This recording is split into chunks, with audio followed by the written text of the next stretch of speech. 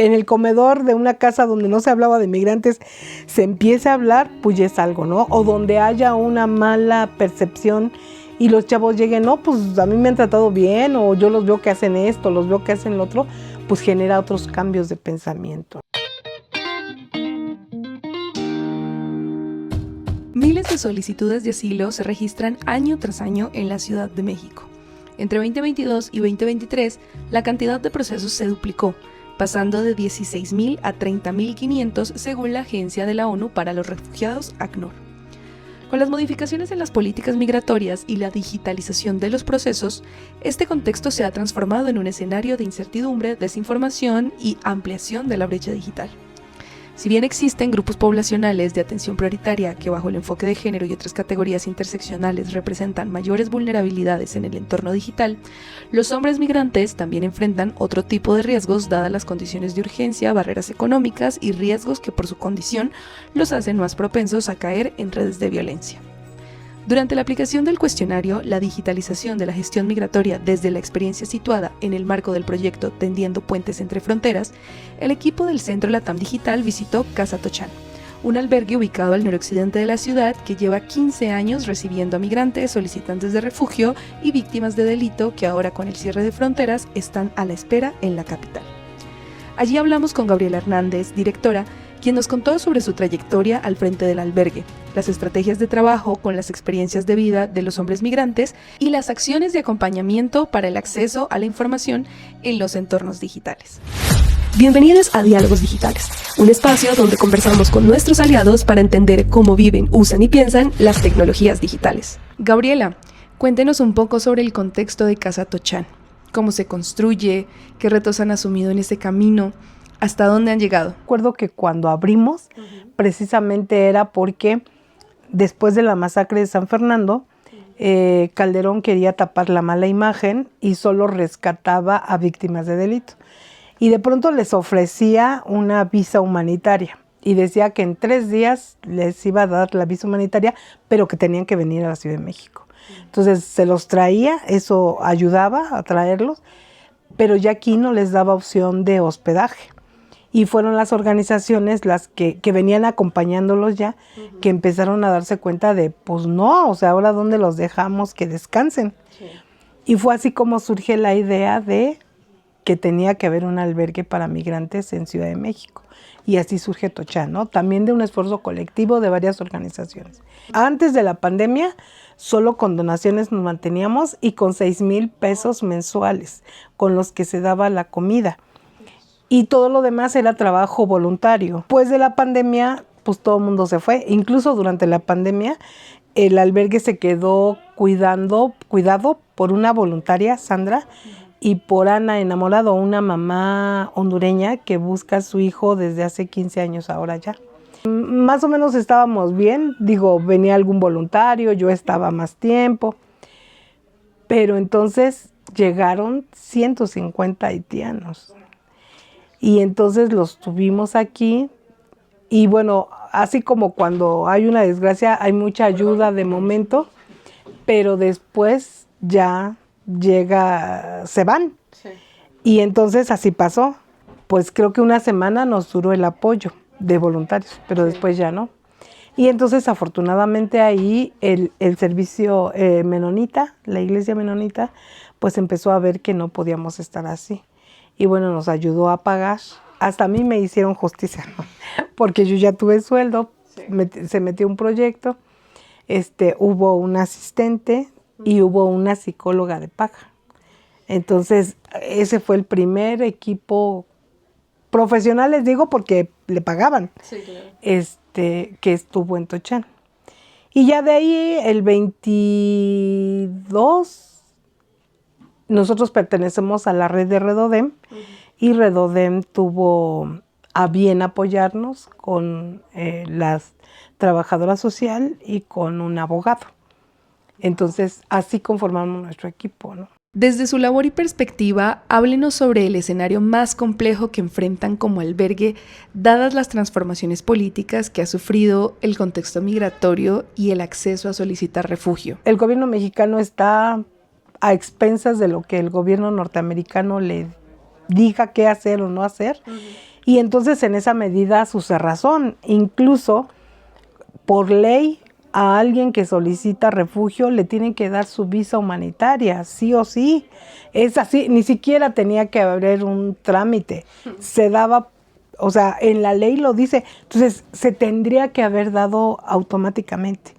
Después, pues que como la visa humanitaria la utilizaban para subir más arriba, pues ya era el que pide refugio, te quedas donde pediste refugio hasta que termine tu trámite, ¿no? Sí. Pero ahora, pues a partir de que llega Andrés Manuel al poder, es de no entregarles el documento, o sea, violar así enfáticamente la ley, porque no la modificaron, porque no la han modificado, y entonces está ahí. Y no dan ya la visa humanitaria, aunque tú solicites refugio en tiempo y forma. Sí. Y entonces eso hace pues que todo se transforme. Casa Tochán trabaja con un grupo poblacional específico, los hombres en contextos de movilidad. Y cuando hablamos sobre el uso de tecnologías digitales o el acceso a la información para decidir, sin duda deben existir aspectos particulares que los relacionen con estas plataformas de inclusión y participación.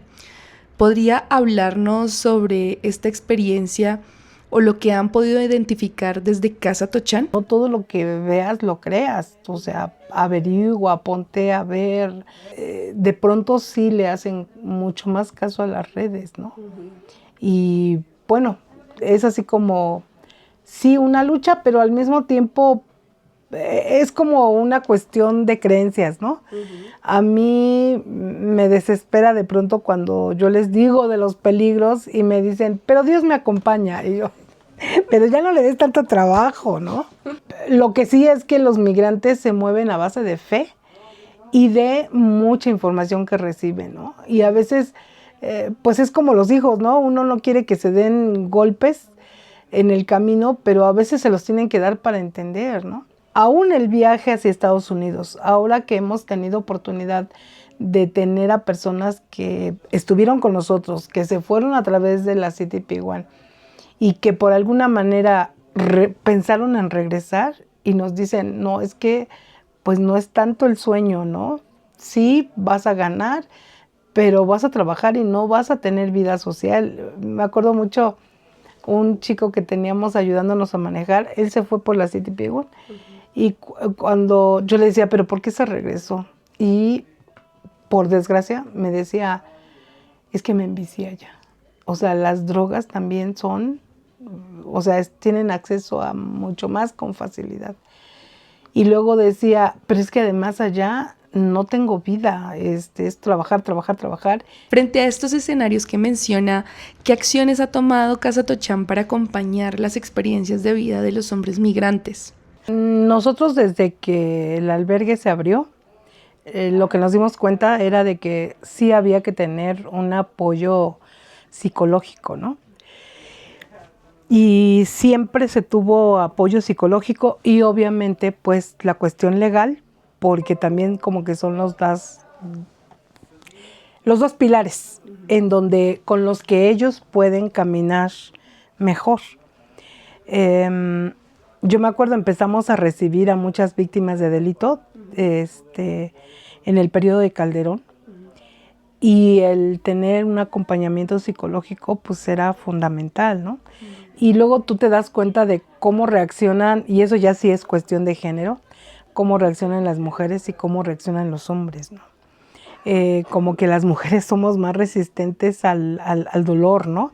O nos reponemos rápido. Y los hombres no, ¿no? Los hombres necesitan más apoyo porque si no se dejan caer.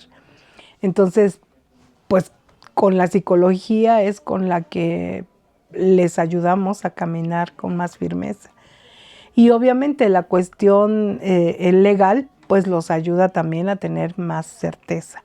Entonces, esos son como nuestros grandes pilares, aunque obviamente también se han ido modificando. Y de que aquí hemos visto cómo ayudan, ¿no? A veces las acusamos de, ay, no, tú te conmueves con todo, ¿no? Y ella dice, es parte de mi trabajo, porque también tenemos que tomar en cuenta todos los cambios que ha sufrido, digo, Centroamérica, Sudamérica y el mundo entero, si lo vemos así. Sí. Y por desgracia también las emociones, las debilidades en cuanto a pues vicios, se mezclan, ¿no? Y yo creo que ahí sí en la migración causan un efecto pues de mucho trastorno, ¿no? Y en el marco del acceso a la información y uso de tecnologías, ¿cómo ha sido la experiencia desde el albergue? Bueno, a veces el uso del celular ellos nos lo enseñan. O sea, desde que abrimos Tochán, lo primero que hacían al recibir ese dinero era comprarse el celular más avanzado en tecnología, ¿no? Y de pronto nosotros no teníamos tanta experiencia en la población migrante y sí nos sorprendía, ¿no? Y decíamos, ni nosotros, ¿no?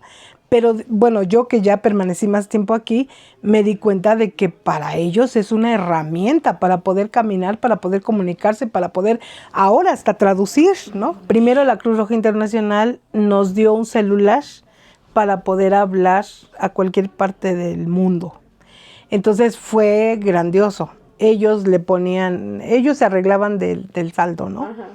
Y nosotros dábamos un informe de cuántas personas utilizaban el teléfono, cuántas llamadas, eran llamadas cortas, ¿no? Salvo que si tenían, no sé, que recibir datos, abusos, muchos me acuerdo que abusaban, ¿no? De estar ahí de novieros o pues tal vez con la familia verdadera, pues, ¿no? Ya se hizo la división de el teléfono que la Cruz Roja paga, que por cierto es todavía el que aunque ya no lo paga la Cruz Roja, y se quedó el internet, ¿no? Y entonces, bueno, el Wi-Fi ya dividimos. Nunca es suficiente, ¿no? Y ahí entra el esparcimiento, mucho esparcimiento, ¿no? De pronto, o están hable y hable con la familia, con la novia, con las que conquistan en el camino, o están embebidos en las películas, ¿no? Que también es una parte de entretenerse, ¿no? Sí. Insisto, toda la información a través de redes sociales, pues para nosotros a veces es caótica porque cuando empezó Trump, hicimos el esfuerzo y sacamos un periodiquito que lo que más quería era traer información de todo lo que se oía, la más verídica. Sí. Tuvo mucho éxito el periodiquito, pero realmente que pararan por de acuerdo a la información o que estuvieran muy apegados a no, es que en la hojita dice esto, sí. Pues no, sí la leían, sí veían y a otros les interesó la información, pero no era tan, sí les vamos a hacer caso, ¿no? Entonces, hay ese reto, sí. Un poco, pues, ganarles a las redes sociales. Ahora, para finalizar, cuéntenos sobre los espacios de construcción colectiva que facilita Casa Tochán. ¿Tienen talleres de formación o fortalecimiento de capacidades para el uso de tecnologías y manejo de la información? Sí, talleres tenemos, bueno, por ejemplo, ahí la Ibero viene ya pues casi de 3 años o más, una maestra con su equipo con sus estudiantes de psicología, uh-huh, a dar diferentes talleres, ¿no? Que nos ayudan obviamente a fortalecer todo lo que te digo, ¿no? Uh-huh. Y ellos, como son de la Ibero y tienen como los medios de comunicación como más, pues sí, más accesibles, uh-huh, pues son a veces los que les toca estar ahí, ¿no? En esto. Sí, tratamos de darles, porque ese es otro objetivo del albergue, pero ya como objetivo, no solo dar techo y comida, ¿no? Sino nosotros consideramos que la migración nos deja y se lleva conocimientos, ¿no? Entonces, en ese intercambio, pues les ponemos a hacer, no porque no queramos que tengan ocio, pero sí varias cosas, ¿no? Desde que además vienen chicos, por ejemplo, de una escuela, Colegio Florida, que están en prepa, entonces son chavitos, ¿no? Que Y a veces el venir y comer una pizza con ellos o el venir y jugar con ellos, ¿no? Sí. Pues les hace bien. Y así es como tratamos, sobre todo porque tampoco te puedo decir que podemos hacer grandes planeaciones para dar talleres o para dar charlas, ¿no? Pero sí nos acogemos mucho a esto que nos dan las escuelas, ¿no?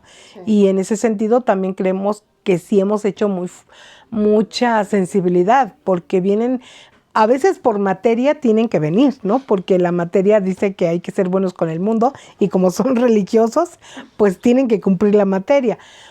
Pero después de eso, algunos se quedan. Construir conocimiento es un proceso horizontal que exige analizar la realidad desde la experiencia situada.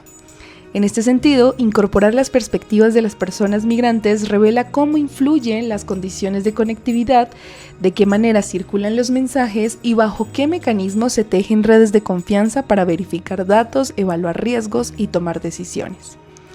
En esa misma línea, el diálogo con quienes acompañan el tránsito migratorio permite reconocer la labor fundamental de quienes sostienen los albergues. Este intercambio ayuda a identificar los vacíos, las oportunidades y las necesidades básicas para garantizar un entorno digital más seguro. Después de todo, el consumo de información no se limita a trámites burocráticos, sino que está profundamente ligado a los sueños, expectativas y creencias de las personas. Así, las redes migratorias juegan un papel crucial no solo en el apoyo cotidiano, sino también en la construcción de certezas y en la orientación de decisiones ante escenarios de espera prolongada y acceso desigual a la información. Desde el Centro LATAM Digital estamos contribuyendo, estamos poniendo la ciencia al servicio de la justicia social.